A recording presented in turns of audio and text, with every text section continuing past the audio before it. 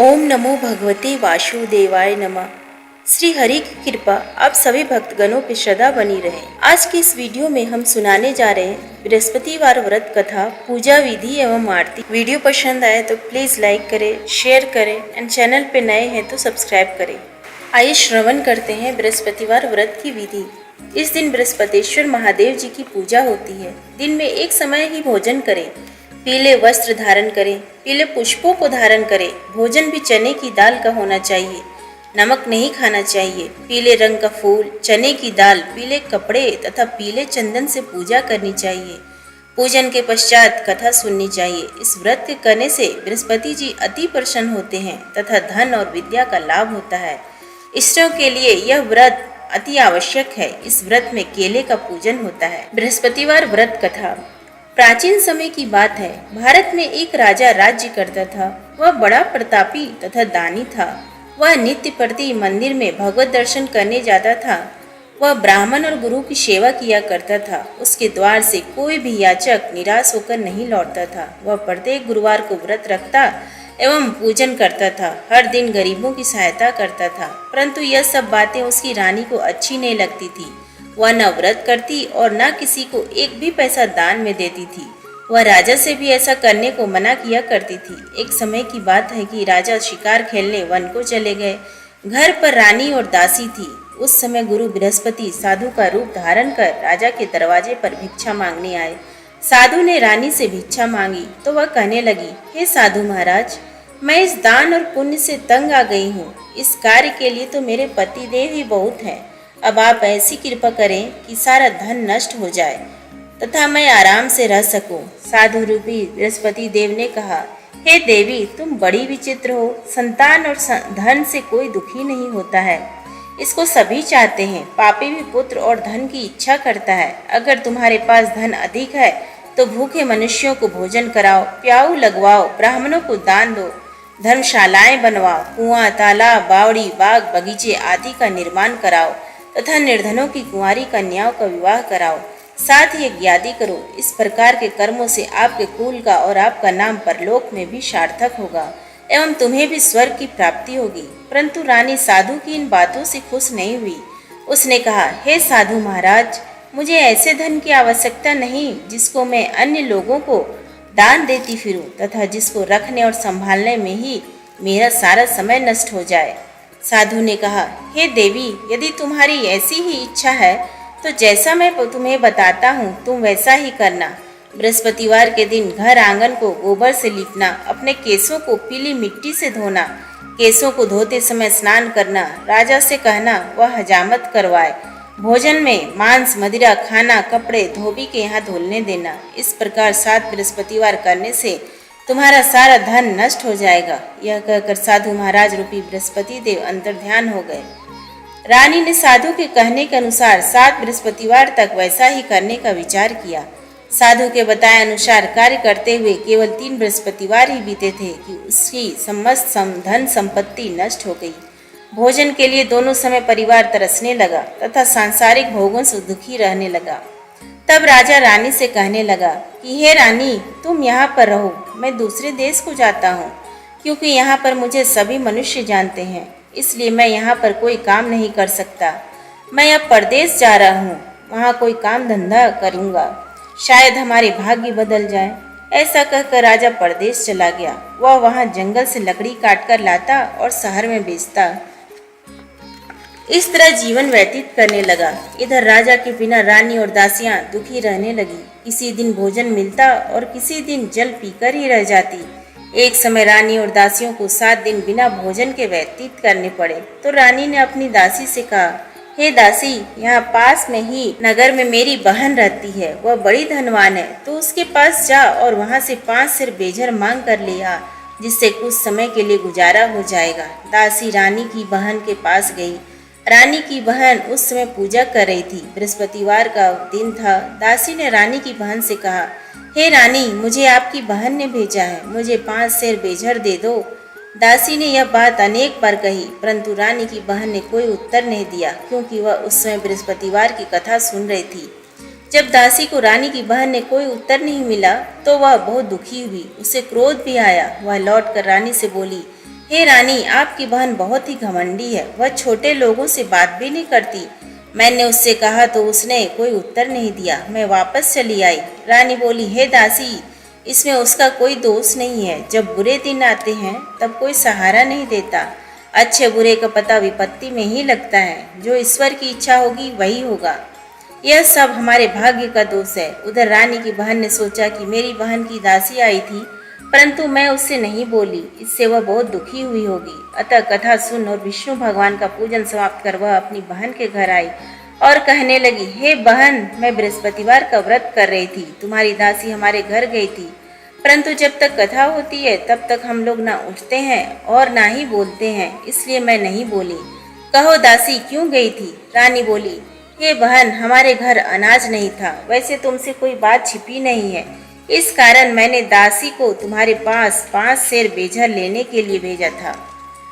रानी की बहन बोली, बहन देखो, बृहस्पति भगवान सबकी मनोकामना पूर्ण करते हैं। देखो, शायद तुम्हारे घर में ही अनाज रखा हो। यह सुनकर दासी घर के अंदर गई तो वहां उसे एक बड़ा बेझर का घर भरा मिला। उसे बड़ी हैरानी हुई, क्योंकि उसने एक एक बर्तन देख लिया था। उसने बाहर आकर रानी को बताया। दासी अपनी रानी से कहने लगी, हे रानी, देखो, वैसे हमको जब अन्न नहीं मिलता तो हम रोज ही व्रत करते हैं। अगर इनसे इस व्रत की विधि और कथा पूछ ली जाए तो उसे हम भी कर लिया करेंगे। दासी के कहने पर रानी ने अपनी बहन से बृहस्पतिवार व्रत के बारे में पूछा। उसकी बहन ने बताया, हे रानी बहन, बृहस्पतिवार को सूर्योदय से पूर्व उठकर स्नान करके बृहस्पतिवार का व्रत करना चाहिए, लेकिन उस दिन सिर नहीं धोना चाहिए। बृहस्पतिवार के व्रत में चने की दाल और मुनक्कों से विष्णु भगवान का केले के वृक्ष की जड़ से पूजन करें तथा दीपक जलाएं। उस दिन एक ही समय भोजन करें। भोजन पीले खाद्य पदार्थ का करें तथा कथा सुने।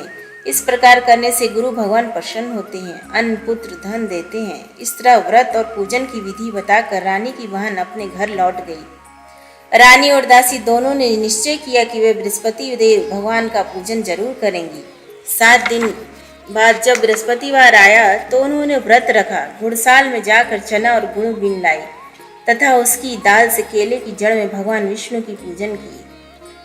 अब भोजन कहाँ से आए? दोनों बड़ी दुखी हुई, परंतु उन्होंने व्रत किया था, इस कारण बृहस्पति देव प्रसन्न थे। वे एक साधारण व्यक्ति के रूप में 2 थालों में सुंदर पीला भोजन लेकर आए और दासी को देकर बोले, हे दासी, यह भोजन तुम्हारे और रानी के लिए है, तुम दोनों करना। दासी भोजन पाकर बड़ी प्रसन्न हुई और रानी से बोली, रानी जी, भोजन कर लो। रानी को भोजन आने के बारे में कुछ पता नहीं था, इसलिए वह दासी से बोली, जा तू ही भोजन कर, क्योंकि तू हमारी व्यर्थ में हंसी उड़ाती है। दासी बोली, एक व्यक्ति अभी भोजन दे गया है। रानी कहने लगी, वह भोजन तेरे लिए ही दे गया है, तू ही भोजन कर।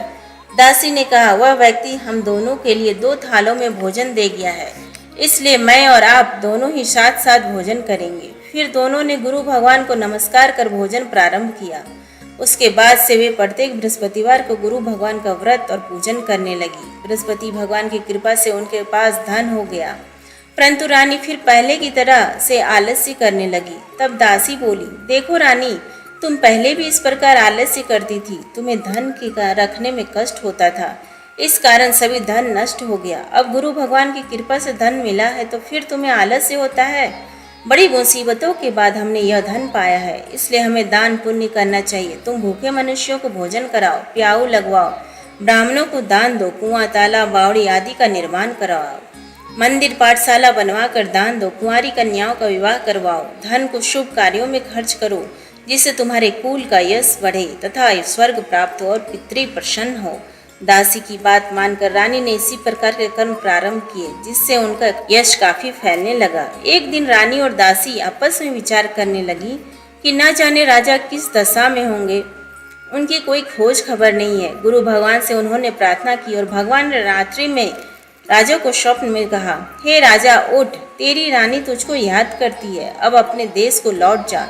राजा प्रातः काल उठकर जंगल से लकड़ियां काटकर लाने के लिए जंगल की ओर चल पड़ा। जंगल से गुजरते हुए वह सोचने लगा, रानी की गलती से कितने दुख भोगने पड़े। राजपाट छोड़कर उसे जंगल में आकर रहना पड़ा। जंगल से लकड़ियां काटकर उन्हें बेचकर गुजारा करना पड़ा। उसी समय उस जंगल में बृहस्पति देव एक साधु का रूप धारण कर आए और राजा के पास आकर बोले, हे लकड़हारे, तुम इस सुनसान जंगल में किस चिंता में बैठे हो, मुझे बतलाओ। यह सुन राजा के नेत्र में जल भर आया और साधु की वंदना कर बोला, हे प्रभु, आप सब कुछ जानने वाले हैं। इतना कहकर राजा ने साधु को अपनी संपूर्ण कहानी सुना दी। महात्मा तो स्वभाव से ही दयालु होते हैं। वे राजा से बोले, हे राजा, तुम्हारी पत्नी ने बृहस्पति देव के प्रति अपराध किया था, जिसके कारण तुम्हारी यह दशा हुई।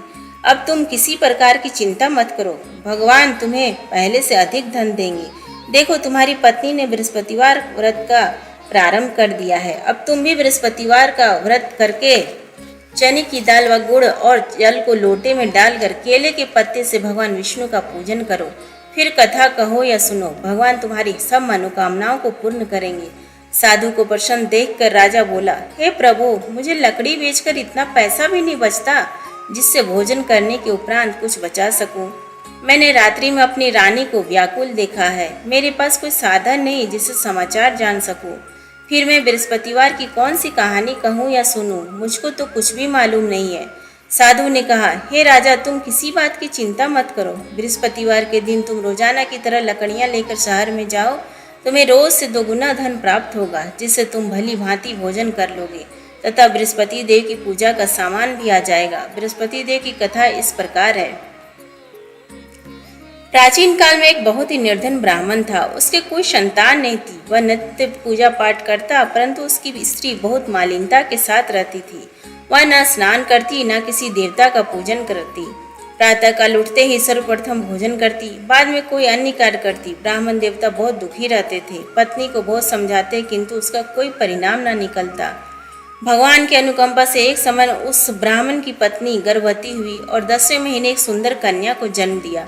निर्धन ब्राह्मण कन्या के जन्म से बहुत दुखी हुआ। धीरे धीरे ब्राह्मण की कन्या बड़ी होने लगी।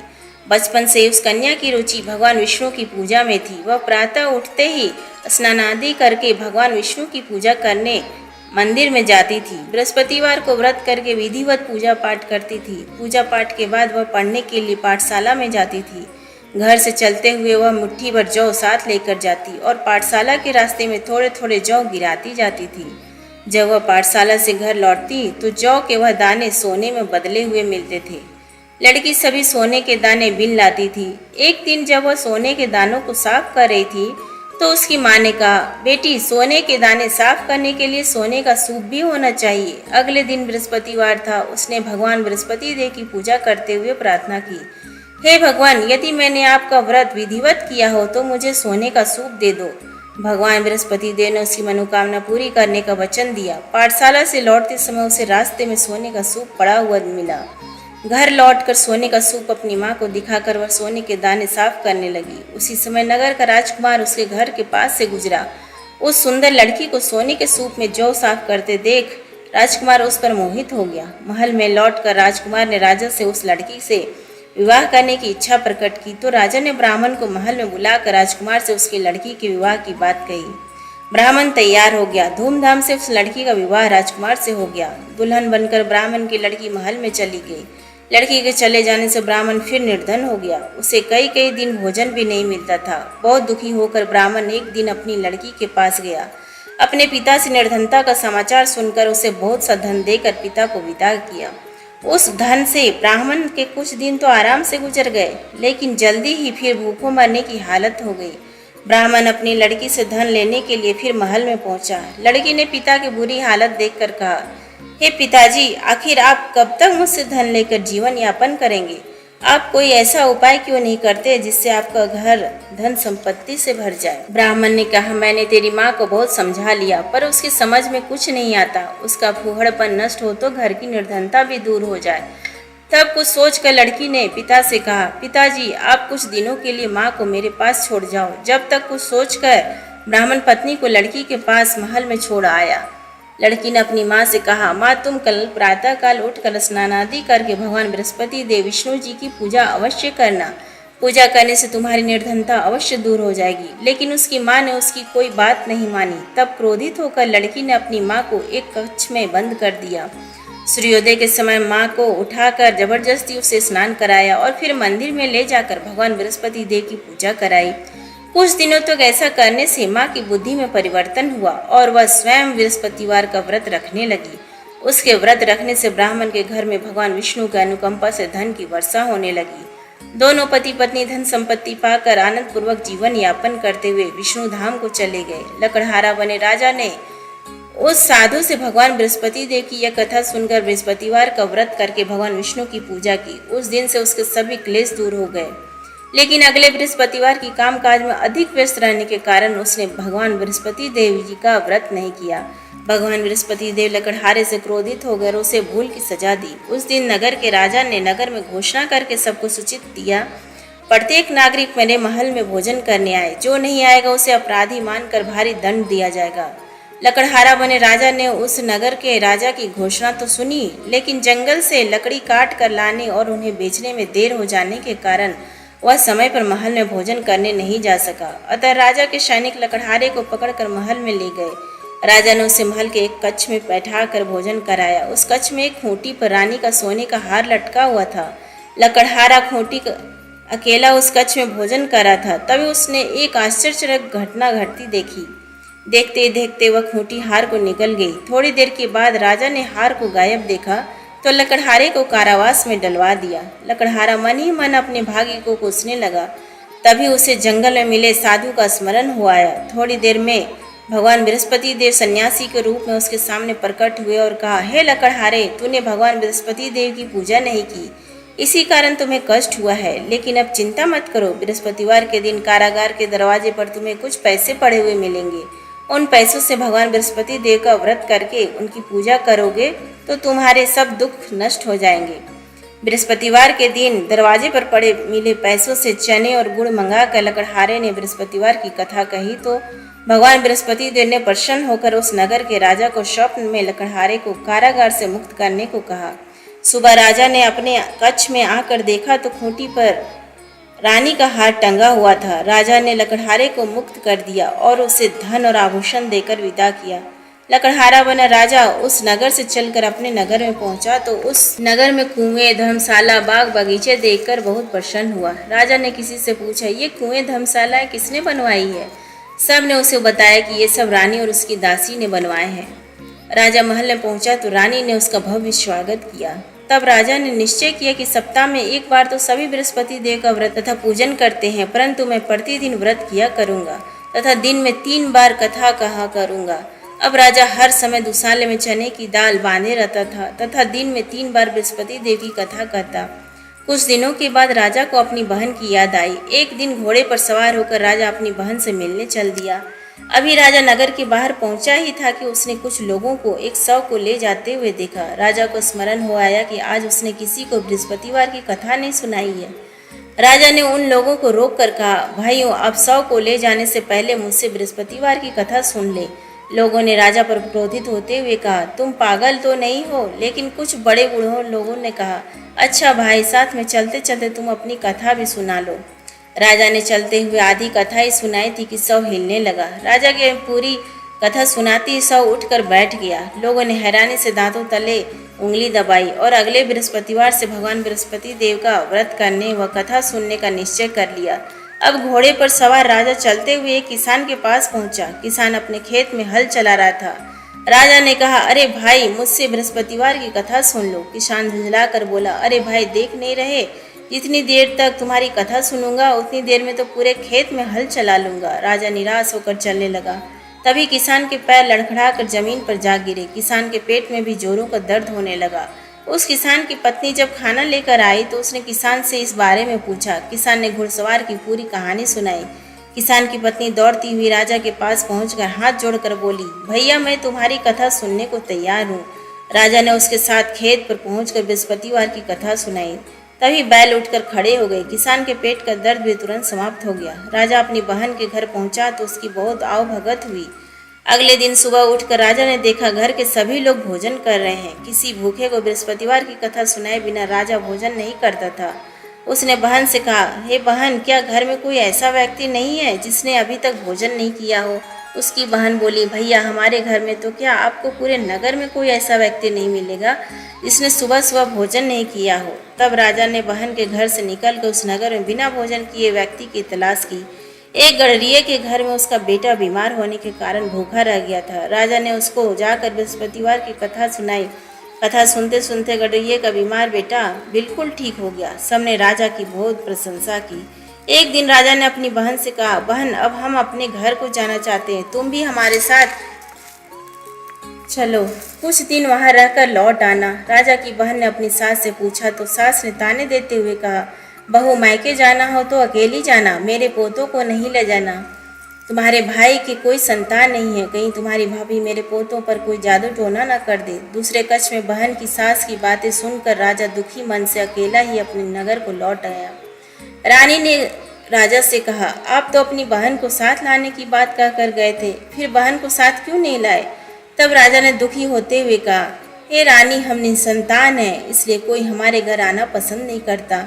रानी ने राजा को समझाया, हे प्राणनाथ, हमें बृहस्पति देव ने सब कुछ दिया है, अब भगवान बृहस्पति देव हमें संतान भी अवश्य देंगे। बृहस्पतिवार को विधिवत व्रत करते हुए राजा रानी ने भगवान बृहस्पति देव से संतान के लिए प्रार्थना की। कुछ दिनों के बाद उन्होंने स्वप्न में दर्शन देते हुए कहा, हे राजन, तेरी मनोकामना अवश्य पूरी होगी। एक सप्ताह बाद ही रानी गर्भवती हो गई।